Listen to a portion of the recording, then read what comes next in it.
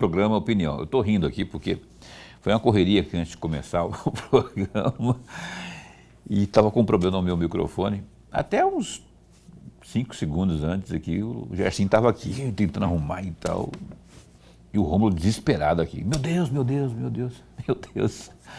Vai entrar, vai vazar o Gersinho lá, não sei o quê. É porque tem coisa que não vai pro ar, né? Mas a gente fica rindo aqui. Olha só, a Opinião tá ao vivo nessa sexta-feira.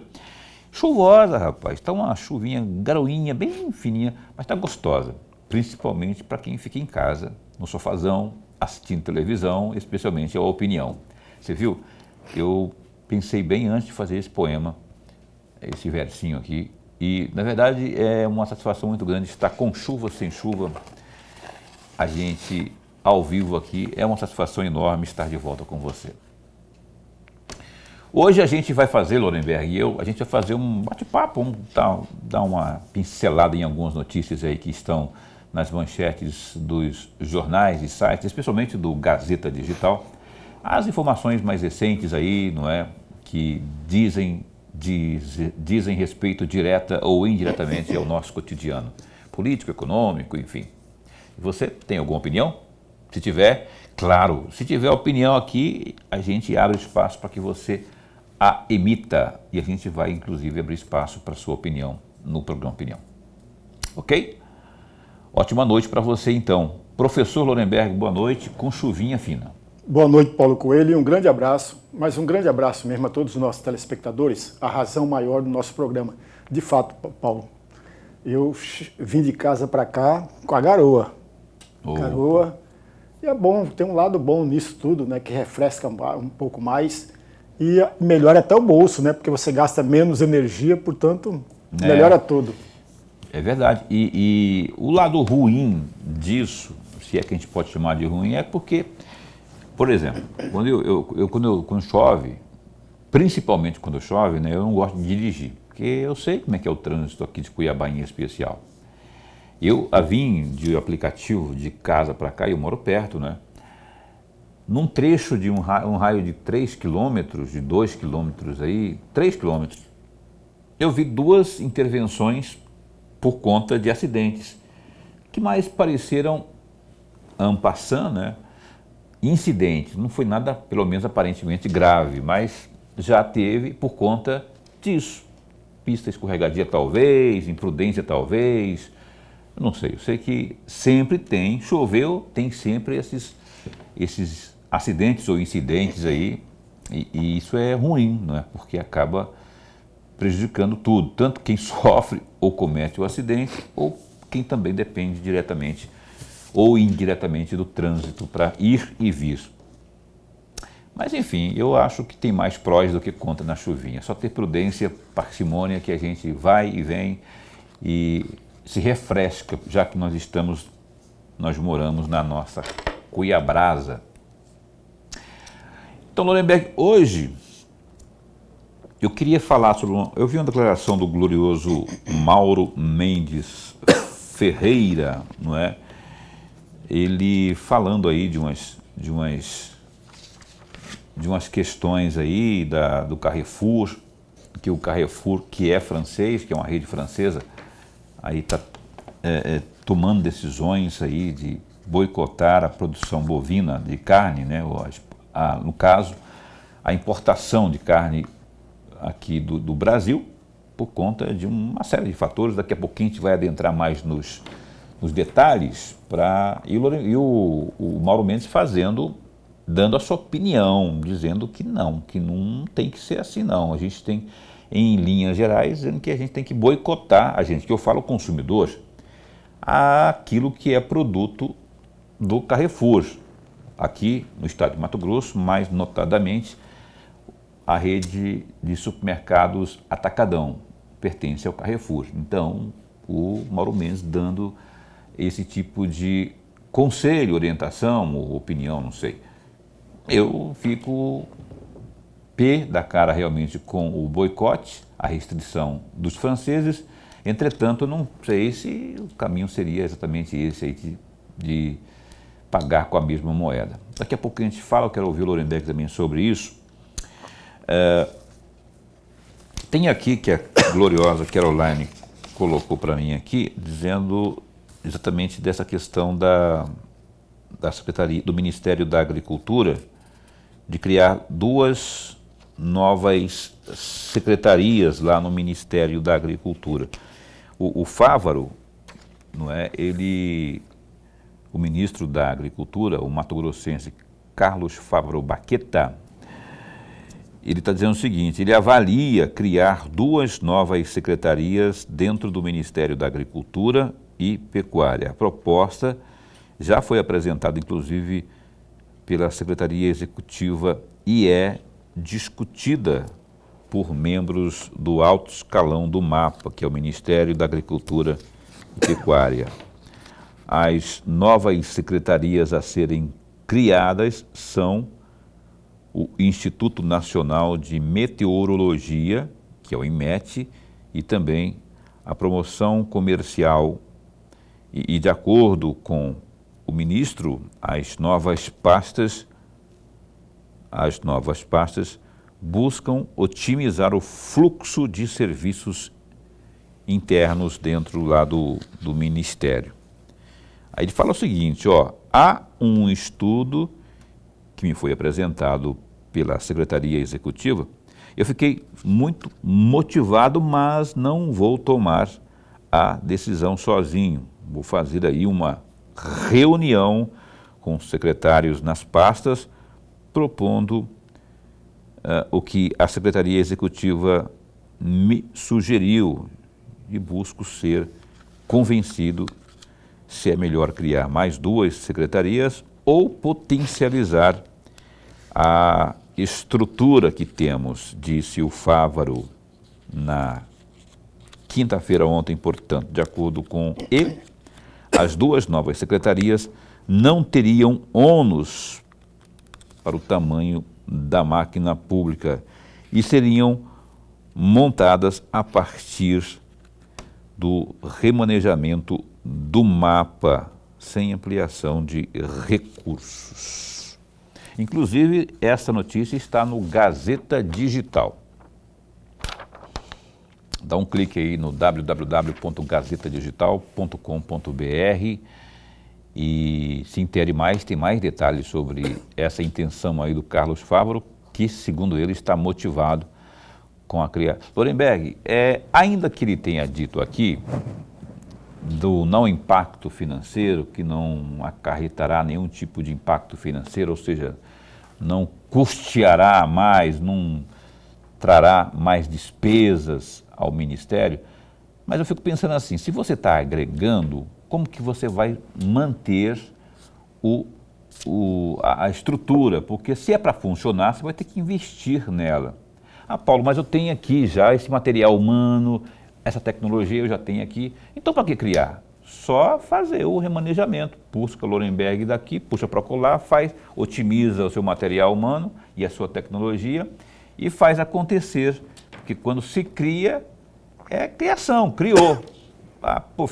Criou. No mínimo vai ter mais uma sala, vai ter mais um hall de computadores e enfim, tudo mais. Ou não, ou a coisa não é bem por aí.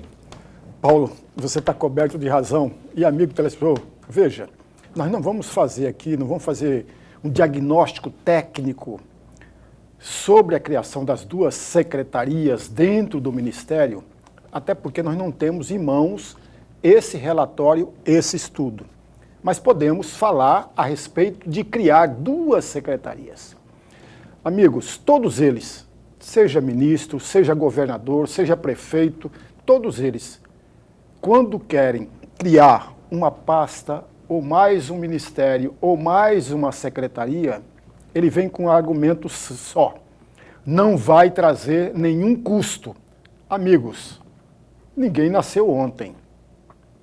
Toda a criação de uma pasta requer custos. Todas, mas todas, amigos. Vamos pegar exatamente o Ministério da Agricultura. Vão criar 2 secretarias, vai colocar, ainda que haja o que o Paulo falou, remanejamento de funcionários aqui de outras secretarias, para cá, alguém que lidera cada uma dessas pastas alguém que lidera, ou um grupo que liderar cada uma dessas pastas, terá uma comissão a mais. Portanto, terá dinheiro a mais. Porque alguém que está recebendo R$2.000 como servidor aqui de uma pasta dentro do Ministério Público, quando sai para liderar, para capitanear, para comandar uma secretaria aqui, ele vai com uma comissão, amigos. Ele vai com uma VI. Ele vai com valor a mais do que ele ganhava aqui.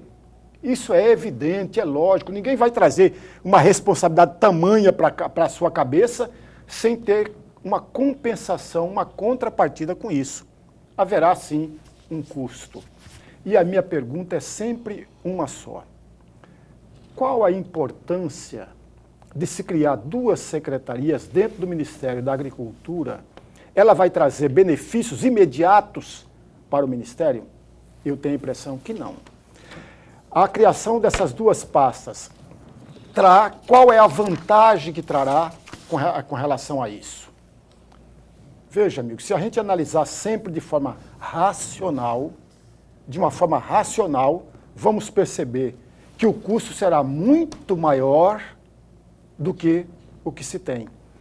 Por outro lado, eu tenho ouvido uma outra história a respeito tanto do Ministério da Agricultura quanto do Ministério da Justiça, que, aliás, o telespectador deve conhecer bem, que não existe o Ministério da Justiça só, existe o Ministério da Justiça e Segurança Pública. Eu, particularmente, sempre fui contra a pasta da Justiça e da Secretaria de Segurança Pública ficarem juntas, porque elas se contrapõem, amigos, elas se batem de frente uma com a outra. Então tem que criar dois ministérios e não um só. Mas o governo anterior também tinha uma só, o que, a meu juízo, é errado. Se propõe criar abrir espaço para a criação de 2 ministérios aí, está correto, mas não criaram. Mas o que eu ouvi falar é outra coisa muito interessante, amigos, que cai para todos nós, isso aqui é a prática de todos os governos. Eu ouvi uma conversa, e muito forte nos bastidores, no Congresso Nacional, que o Arthur Lira irá, e a pressão é muito forte para isso, ele vai acabar o seu mandato como presidente da Câmara Federal, vai assumir o novo presidente, uma eleição que virá na Câmara Federal. O Arthur Lira virá para o Ministério da Agricultura, Paulo. E o Carlos Fávaro, com certeza, voltará para o Senado. E o Pacheco, que também terminará o seu mandato como presidente do Senado, virá para o Ministério da Justiça. E aí o amigo pergunta, mas e o ministro hoje da Justiça? Eu ouvi uma conversa que o ministro da Justiça irá transformar-se em embaixador em Portugal ou em Roma. Então, quer dizer, o deslocamento natural de todos os governos. Não é apenas este ou aquele. Todos os governos têm esse remanejamento. Mas você vê isso como natural, Lorenberg? O Lewandowski está aí, depois que saiu do Supremo Tribunal Federal, advogou depois do tribunal. Advogou por um tempo e logo em seguida assumiu aí aquela pasta que era ocupada pelo Flávio Dino, que foi sabatinado, aí foi indicado, depois sabatinado, hoje é ministro do Supremo Tribunal Federal. Agora, com isso que você está falando aí, eu também já li e ouvi a respeito desse assunto aí, porque eu fico analisando, tentando ver a coisa pelo lado público, de interesse público. Nessa questão aí do Pacheco, especialmente do Pacheco, do Lira também, porque também é presidente hoje da Câmara, não é mais uma questão de acomodar o companheiro, ainda que não sejam correligionários, nem o Lira, nem o Pacheco, do presidente da República, mas são aliados, né, os partidos pelo menos. Não é uma coisa mais para acomodar os parceiros, os aliados, do que propriamente necessidade de atender a coisa pública? Paulo, veja, você tem razão que é acomodar tudo isso, mas a pressão está de fora do governo. A pressão está dentro do Congresso Nacional. São os parlamentares que estão fazendo pressão, são os partidos políticos que estão fazendo pressão. E está em negociação, inclusive, para o candidato à presidência da Câmara Federal. Do Senado, não. Todo mundo sabe que já é pacífico que o novo presidente do Senado será o Davi Alcolumbre. Todo mundo sabe disso. No presidente da Câmara também sabe, porque aí existe uma costura grande entre partidos para eleger o candidato à presidência da Câmara Federal, que unem partidos de oposição. Olha bem o jogo, amigos. Unem partidos de oposição e partidos da situação. Quer ver um exemplo só? PL e o PT estão junto na costura para levar o novo presidente da Câmara Federal. Então, amigos, é muito mais o interesse do Congresso Nacional. E aí o Lira fica como? O Lira tem uma grande jogada dentro do Congresso Nacional e principalmente dentro da Câmara Federal. Ele tem aliados fortíssimos na Câmara Federal. E esses aliados do Lira, que ultrapassa um partido só, passa a ser 4, 5, 6 partidos aliados do Lira, podem ser importantes para o governo federal, pode ser importante para o presidente da República. Daí a pressão do Congresso Nacional, sobretudo desses partidos que eu estou mencionando, para abrir brechas dentro do próprio Executivo. Eu tenho... Ok, obrigado. Eu tenho informações também de que o PL está junto em torno do nome do Alcolumbre por conta daquela coisa. Eles analisaram da seguinte forma: o PL, que na Câmara, por exemplo, tem a maioria, tem 100, 99 ou 100. Foi eleito pelo PL em 99, hoje tem 95. 95 PL hoje. Então, mesmo que seja 90, por exemplo, já é um número significativo que faz mas não o suficiente para eleger, não é? Então, para não ter que peitar e perder, eles entenderam o seguinte: vamos compor. Aí tem aquela coisa toda de cargos lá na mesa diretora, as comissões propriamente, tudo isso entra na negociação, né? E aí teriam eles todos lá feito esse entendimento em torno do sucessor, tanto aqui na Câmara, que é aquele que o Lira está indicando, que está apoiando, que provavelmente deve ser aí o novo presidente da Câmara.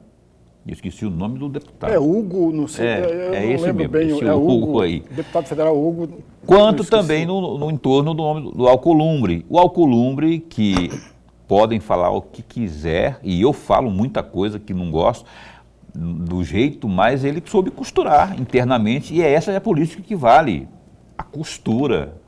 Ele, desde quando saiu, já foi presidente, ele tem o mesmo modus operandi do Calheiros, do Sarney. Tantas vezes o pessoal já não foi presidente lá. Sabe costurar, tem o diálogo, sabe conversar, sabe estar do lado, para eles, certo, entre aspas, certo, né, que é o lado da força, ele sabe remar. É um jogo, é um xadrez. Eu não entendo muito de política, não sou político, mas enquanto repórter de política, a gente está acompanhando há muitos anos. Eu, por exemplo, tenho quantos anos aí, mais de 20 anos, acompanhando só bastidores de política. Eu sei como é que funciona a coisa. Então tem muito disso. Não que isso seja não republicano, se está lá, se tem um consenso de todo mundo e é tudo às claras, é o que estou falando do PL agora. O PL fez essa análise aí, Lorenberg. Falou assim, sozinhos que eu falo, nós os 90, mais aqueles que podem vir também, nós não temos a certeza de que a gente pode concorrer e ganhar. Não, ele não ganha. Mas 95 votos, 99 votos. Pois é, falando para você. Nós não temos esse poder. E eles calcularam, olhou para o meu tamanho. É que nem a sucuri quando vai atacar um bezerro. Ela mede, ela tem não sei o que é que ela tem, ela mede o tamanho da presa, né?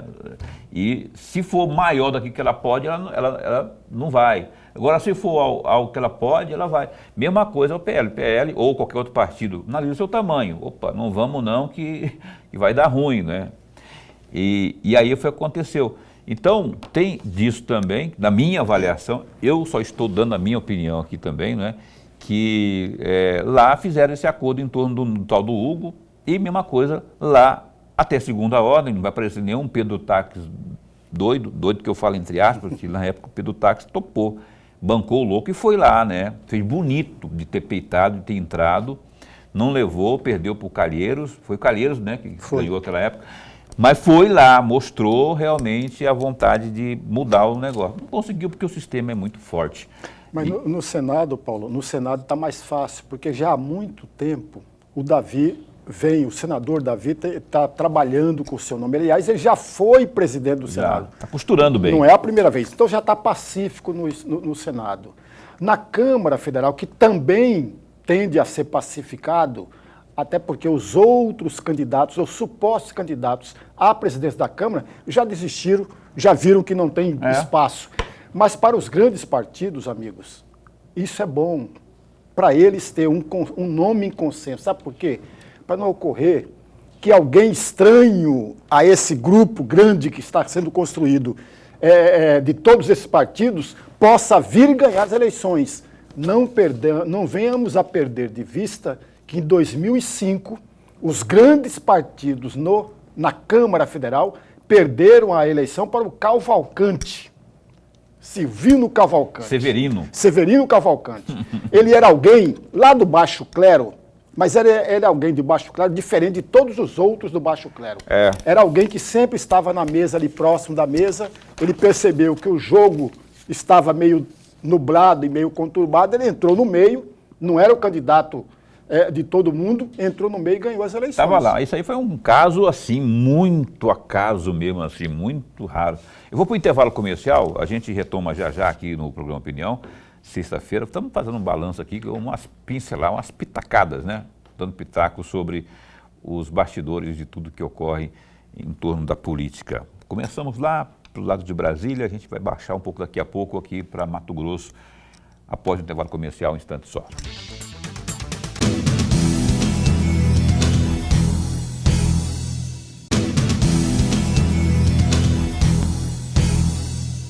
Eis que estamos de volta no Canal 22 com o programa Opinião. Nessa sexta-feira, a gente vai correndinho ali no GD. Paulo, o que é GD, amigo? Explica para mim que eu não tenho ainda essas... É uma gíria? Não. GD é como se abrevia o nome do melhor site de notícias de Mato Grosso, que é o Gazeta Digital. Clica aí, ó, www.digita, né? www.gazetadigital.com.br e se intere de tudo que está rolando aí em todo o mundo. Por exemplo, olha só, rapaz, o advogado do tenente-coronel Maurocídio César Bittencourt, ele afirmou nesta sexta-feira, dia 22, que não é possível negar que Jair Bolsonaro sabia da movimentação para o golpe de Estado, porém, não se pode dizer que o ex-presidente tinha conhecimento do plano para executar o presidente Lula, o vice-presidente Alckmin e também o ministro Alexandre de Moraes, o Alexandre de Moraes do STF. As declarações ocorreram em entrevista à Globo News. Aspas, olha, o plano de golpe de Estado nem sei se estava em curso, porque eu sei que havia aí uma turbulência, digamos assim, administrativa no governo, nas proximidades do governo. Claro que ele, Jair Bolsonaro, tinha conhecimento, fecha aspas, sobre o golpe, afirmou Bittencourt, que disse não saber sobre qual tipo de plano de golpe se tratava. Ele continua.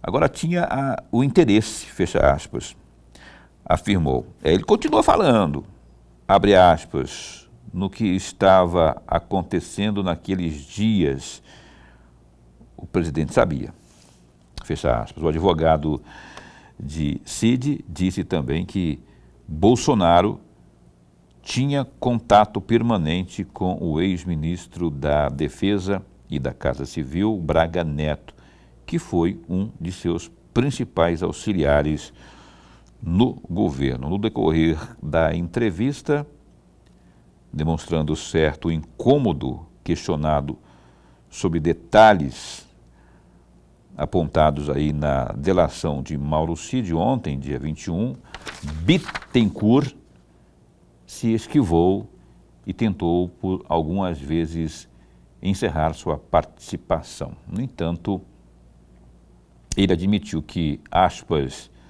delação muito difícil, delação é muito difícil, e é contra esse instrumento.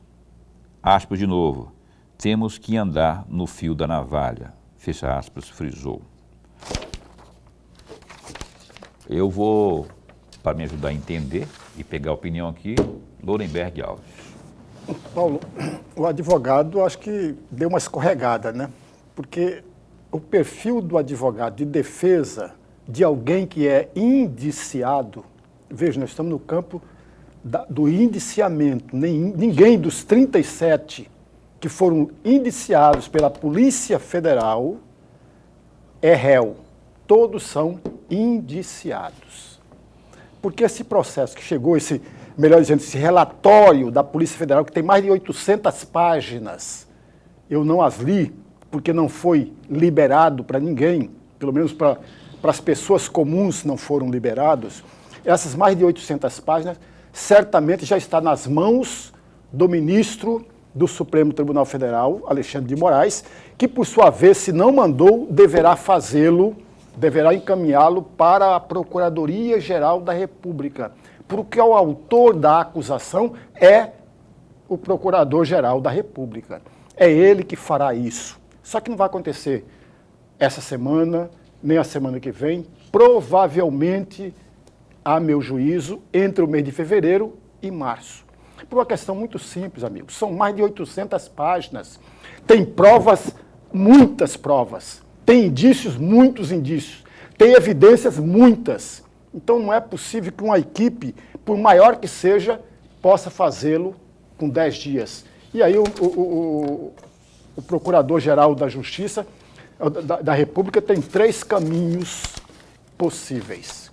O primeiro deles é arquivar todo o relatório. Ele tem essa competência, ele tem esse direito. Que, a meu juízo, é pouco provável, aliás, é impossível que ele venha arquivar.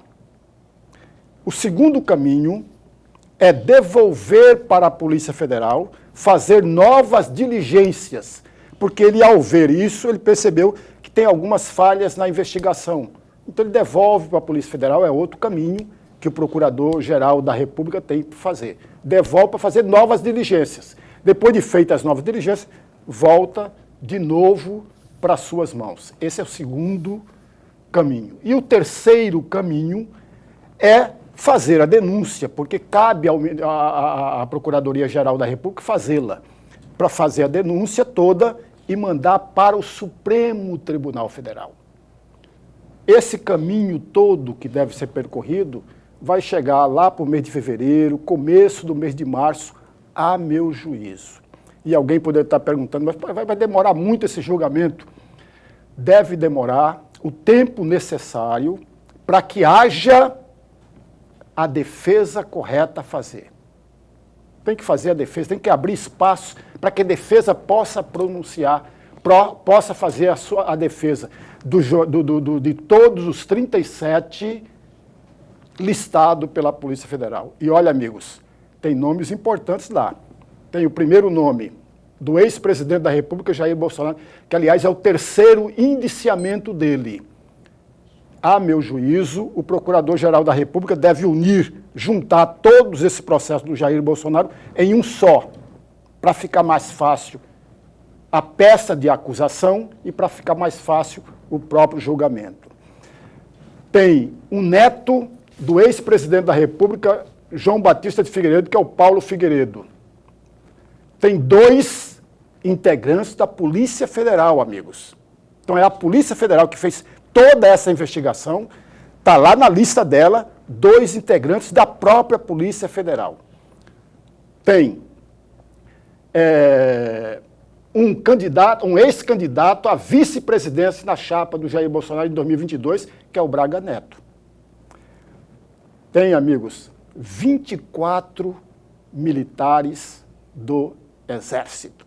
Entre eles, a alta cúpula, ou a mais alta de cargos dentro do Exército. Entre eles, general.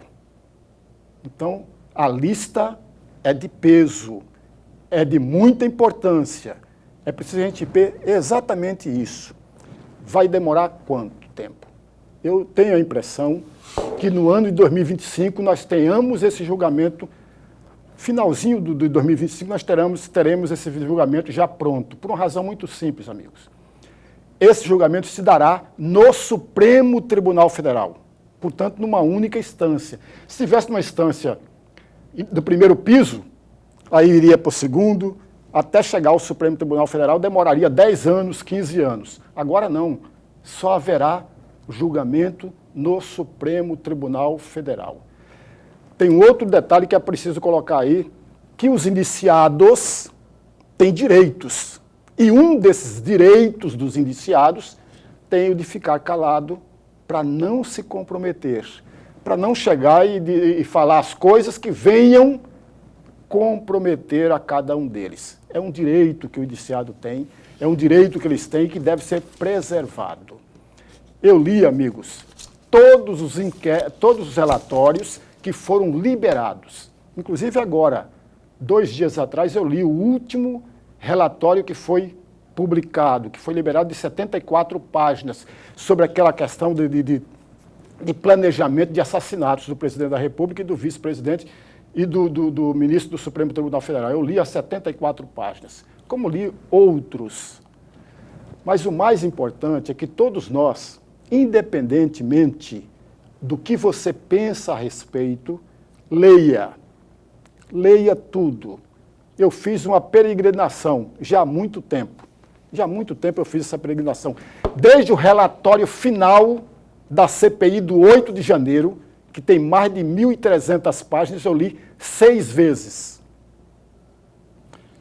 E grande parte dos nomes já ventilados pelo relatório da CPI do 8 de janeiro, já constava parte importante desses nomes todos que foram listados pela Polícia Federal. Eu li também as mais de 400 páginas do voto em separado, no dia 17 de outubro de 2023. O que significa isso? Que são deputados, parlamentares, porque é uma comissão mista de inquérito, parlamentares que não concordaram com o relatório final da CPI do 8 de janeiro, eles fizeram voto em separado. Tem mais de 400 páginas, eu li 12 vezes. Aliás, eu cheguei a escrever 3 artigos no jornal A Gazeta, no mês de outubro de 2023, com o título O que é verdade? Foram 3 artigos sobre o voto em separado desses parlamentares, que ele tem o direito. Ele não concorda com o relatório, vai trazer. Então, é preciso que todos nós, amigos, todos nós, independentemente do que você pensa a respeito, leia tudo isso. Fora as outras coisas que eu li, fora as outras coisas que eu vi, que eu assisti. Então, eu tenho a minha opinião formada a respeito de todos eles, de tudo isso. Ok. Nós estamos aqui falando sobre essa questão aí do indiciamento do ex-presidente Bolsonaro com outras tantas pessoas. E Lorenberg deu a sua opinião aqui. Eu só vou dizer o seguinte, e vou também dar a minha... Antes da minha opinião, Lorenberg, vou fazer uma pergunta para você, mais uma, diante do que você respondeu aí. Se você, ao responder, ao dar sua opinião aí, trouxe a informação que é verídica, de que são mais de 800 páginas, São né? mais de 800 páginas, o relatório da Polícia Federal. Se são mais de 800 páginas, por que você acredita, na sua opinião, por que você acredita que é impossível o Paulo Gonet, o nosso PGR, Procurador-Geral da República, arquivar essa denúncia? Diante das evidências, dos indícios que são muitos. Mas por evidência você diz que... Você fala em evidência porque você não tem prova ainda, porque não está em julgamento, ninguém é réu. Então você chama de indícios, mas se ele achar, que na verdade são provas. Se ele avaliar, se ele chegar à conclusão de que não há elemento suficiente para seguir com o processo e resolver arquivar. Ele tem o poder para fazer isso. Tem poder para fazer isso, mas se ele concluir isso, não é, que de fato pode ter tudo lá, inclusive pode aceitar e tocar, mandar para o Alexandre. Xandão, ó, Alexandre de Moraes, pode fazer o que você tiver que fazer aí, dá o prosseguimento aí, né? Ou ele pode não achar também, ou ele pode ir por essa via que você falou aí, ó, não tem suficiente não, PF, eu estou precisando, faz novas diligências, está muito fraco isso aqui, não é? Então, melhora isso aqui. Senão, né, ele pode também fazer. Esses 3 caminhos que você falou aí, concordo. Agora, só acho que para ele, que existe a possibilidade, sim, de arquivar. Se, hipoteticamente falando, não encontrar elementos suficientes. Agora, indício é indício. Agora, aí você falou de prova. Tem provas lá. Mas como você tem prova se não foi, se a PGR ainda tem indício, eu concordo que tenha, mas prova... Não, Paulo, veja bem, olha o que você prova? tem. Veja, a Polícia Federal fez um inquérito. Ninguém naquela lista é réu ainda. Por quê? Porque não foi julgado. Ninguém foi, não tem a peça de acusação, não tem ainda. Pois é, por isso Quem que eu tô falando. faz a peça de recusação é o Procurador-Geral da República, amigos. O que a Polícia Federal fez, uma belíssima investigação, não se pode negar isso e não se pode fechar os olhos diante da belíssima investigação feita pela Polícia Federal. Essa investigação é o indiciamento só daqueles 37. Eles não são réus. Vai para a Procuradoria-Geral da República e só depois da acusação da Procuradoria-Geral da República é que eles passam, de fato, a ser réu. Mas você tem razão. Há os 3 caminhos. O Procurador-Geral da República tem a autonomia, tem a independência, tem a competência e a capacidade, se o quiser, arquivar. Eu, diante de tudo que eu já li, eu acho impossível que ele venha a arquivar essas mais de 800 considerando páginas. que tudo que você já leu não é o suficiente que compõe as 800 páginas. Quer dizer, é só o tiragostozinho que você viu ali. Eu ainda tenho parcimônia, pezinho atrás. Não torço para nenhum dos lados, assim, Paulo, você é muito de direita, você está torcendo então para que não haja o aceite do PGR. Não, eu quero que se for, imagina, se houver um batom na cueca ali, eu vou passar pano para alguma coisa que realmente aconteceu, mas se realmente tiver acontecido, se a prova que ele falou, se as provas que ele falou existem realmente, estão ali, porque eles têm a forma técnica de comparar, de confrontar, e, enfim, de buscar realmente a verdade. Aí, sim, PGR está ali para isso, tem capacidade, tem um corpo técnico justamente para isso. Eu acredito muito nisso aí. Agora, tem um detalhe que eu vou falar aqui, que é notícia, que é fato. No dia que aquele rapaz, Vanderlei Francisco, lá de Santa Catarina, se suicidou, naquela noite houve uma reunião, eu estava lendo aqui a revista Oeste e também Gazeta do Povo, uma reunião na qual estavam o PGR, o chefe da PF, 3 ministros do Supremo Tribunal Federal, entre eles Alexandre de Moraes, aqui de Cuiabá, aqui de Mato Grosso, Gilmar Mendes, e o presidente Lula. Tinha mais um aí que eu não lembro, acho que era do Supremo Tribunal, era do Senado Federal, não sei se era o Pacheco, estavam numa reunião, naquela noite, numa reunião com o presidente Lula. Paulo, e daí? E daí que não se pode, que não se deve, ainda que não tenhamos nenhum fato para dizer, estavam lá confabulando, fazendo isso, fazendo aquilo. Não pode, não, mas o PGR está ali representando o Ministério Público. O Ministério Público geralmente acusa, ou não acusa, mas está ali com papel de Ministério Público. PF acabou, tem uma fresca investigação aí. uma uma investigação fresquinha, que está aí, acabamos de falar sobre ela aqui agora. O que tem a ver, o que tem que reunir essa turma toda com o presidente da República e com o ministro do Supremo Tribunal Federal, que em última análise vai fazer, o Lorenberg falou, ano que vem, até o final do ano, deve fazer julgamento disso aí. Dá um clique aí na Revista Oeste e busca por essa reunião lá que você vai ver. Aí eu tenho o direito de pelo menos desconfiar que alguma coisa, não é? Ou pelo menos que não é republicano isso. Ainda que eu não tenha aqui, não vou dizer que eles estavam lá confabulando a coisa, estavam arquitetando isso, porque eu não tenho prova. Mas prova que eu tenho que há essa informação, que houve essa reunião naquela noite, lá do fatídico suicídio do Vanderlei Francisco, lá em Brasília. Então, eu queria só deixar isso aí como ponto de reflexão, pelo menos, né, de dizer. Agora, tem muita torcida nisso aí. Ontem tinha uma televisão, já vou para o intervalo já, teve um canal de televisão, a maior televisão do Brasil, na redação, deixou vazar os jornalistas na redação fazendo um filmete.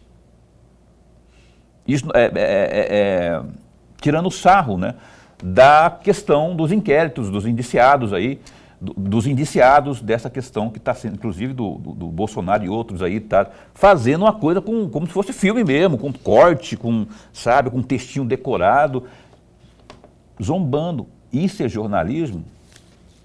Não é. Eu, pelo menos, que me considero um bom jornalista, sério pelo menos, não acho que seja, não. E acho que é desnecessário isso, ainda que você tenha a sua opinião. Eu tenho possibilidade, eu tenho o direito de ser de A ou de B, ou de ser republicano ou de não ser republicano, de ser de direita ou de esquerda ou de centro, do raio que o parta, mas eu posso ser, mas aqui eu tenho que ser isento. Mas também não posso deixar de falar aquilo que eu penso. Ó, tem torcida demais, tem militância demais aqui, não é? E isso que eu vi nessa redação dessa grande emissora é torcida, é fazer uma coisa que não é jornalismo, não é ético. E sobre essa questão aí da reunião dos ministros lá com o presidente da República, foi noticiado, inclusive pela Revista Oeste, estava lá, porque eles tentaram acionar para saber se estava bem com o presidente, se estava bem com o ministro tal, o ministro fulano, o ministro tal, por causa da explosão, porque o cara jogou fogos de artifício, como diz a Janja. A Janja disse que o atentado foi com fogo de artifício na estátua lá, né? Se estavam bem, porque houve explosões e tudo, para saber se estava tudo bem. Aí foi que se descobriu que eles estavam em reunião nessa ocasião lá em Brasília. Vamos para o intervalo comercial, a gente pode voltar a falar sobre isso daqui a pouco, porque eu tenho que faturar. A gente volta já com o programa Opinião.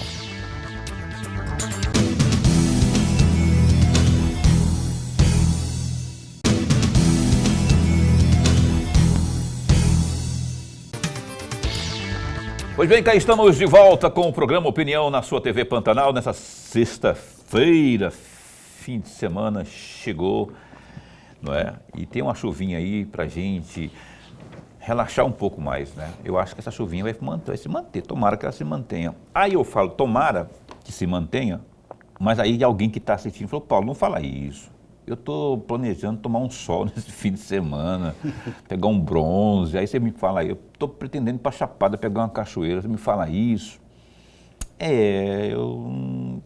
Pensando direitinho, você fica à vontade de Deus, né? Se eu não quiser, eu particularmente prefiro a chuvinha para ficar quietinho ali e tal, tomar um cappuccino, ver um bom filme e tal, essas coisas. Mas se você está afim de pegar um bronze, mas tem um bronzeamento artificial, né, de repente. Não, isso aqui é o sol mesmo, né? Você vê? É difícil de agradar todo mundo. Não tem jeito. O São Pedro deve ficar doido lá em cima. Como é que eu faço com esse povo de Cuiabá? Mas, enfim. Mas, meu amigo Paulo, vou pegar uma carona. Veja, no caminho de casa para a televisão, eu gosto da chuva, porque a chuva vai refrescar todos nós. Mas no caminho de casa, como sempre, eu vejo pessoas deitado na calçada. É isso que eu penso. é de machucar qualquer E na época pessoa. do frio, então? Nossa. Exatamente, a pessoa está deitada e a garoa, amigos. Entendeu, Paulo? Então, Corta o coração. Não. você fica ali e você não pode fazer nada. Não pode fazer nada. É no caminho. É, De agora casa você bateu, pra cá. Aí você bateu duro agora, que até eu fiquei de engoli seco aqui, porque o Lorenberg tem razão. Aí a gente fala sempre aqui, né, a questão do poder público, né? Cadê a assistência social do poder, a prefeitura? Cadê a Secretaria de Estado? Ah, Paulo, mas Estado. Não, Estado também. Cadê o município de Cuiabá? Cadê a secretaria lá da tal da Ellen, não sei das quantas aí, que é do governo ainda, da gestão do Emanuel Pinheiro? Tem que cuidar desse pessoal, porque Lorenberg está cobertíssimo de razão, porque... E são as causas mais diferentes, né? O cara de evento está ali por questões de briga na família, ou pelo alcoolismo. Ou porque mora ali mesmo. Porque geralmente briga com família, o cara sai de casa, vai viver na rua, né? Aí tem contato com a droga, fica dependente da droga, você fica sem saber como ajudar, porque às vezes você tenta ajudar, mas na verdade você vai estar atrapalhando, vai estar fomentando algo que não é legal para ele, por exemplo. Vou lá, dou um dinheiro, ó, vai comprar um lanche para você. O cara vai lá, primeiro beco que tiver, compra droga. Eu, quando me pedem os flanelinhas lá, dá um trocado aí, sobrou um troco. Falando, se quiser comer alguma coisa, a gente vai ali. Eu vou lá no baguncinha com ele e espero ele comer. Porque senão ele vai pegar o baguncinha e a coca e vai lá trocar por droga também. Né? Porque lá eles aceitam tudo na boca de fumo lá. Esses povos Tanto que alguns vendem liquidificador, roubam da própria mãe, né? Levam para lá para trocar por droga. Tamanho a dependência da porcaria. Rapaz, tem um negócio seguinte, mudando de assunto, o governador Paulo Mendes, Lorenberg, eu até abri o programa hoje falando sobre isso. Sobre essa restrição aí do grupo francês Carrefour. Eu tenho aqui uma notícia que diz o seguinte, deixa eu ver aqui se ela está ao meu alcance, para eu contextualizar tudo que eu estou aqui falando para vocês no programa Opinião, que o Mauro Mendes ele afirmou que irá se reunir com a bancada federal de Mato Grosso para apresentar aí um projeto no Congresso Nacional em resposta às declarações do CEO do Carrefour, o Alexandre Bompard, sobre a suspensão de compras de carne do Mercosul.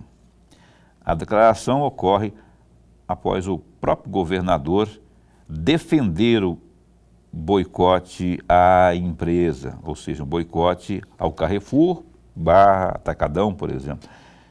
Ele pede que os brasileiros deem o, aspas, mesmo tratamento que eles estão dando ao nosso país. Mendes também afirmou que a medida proposta pelo Carrefour usa como justificativa questões ambientais, porém, o pano de fundo seria uma guerra comercial que a França vem travando com o Mercosul. O Mauro diz, daqui a pouquinho a gente vai mostrar inclusive o vídeo, eles não chegam perto da proteção ambiental que temos no nosso país. No fundo, é uma guerra comercial. O governo brasileiro tem que ter uma resposta à altura e não pode ficar se acovardando e aceitando que uma empresa faça isso. Agora vem a segunda e daqui a pouco vira moda, fecha aspas. Afirmou então o governador, lembrando que a Danone, a empresa Danone também anunciou que não compraria mais soja do Brasil na semana passada. Abre aspas para o Mauro Mendes.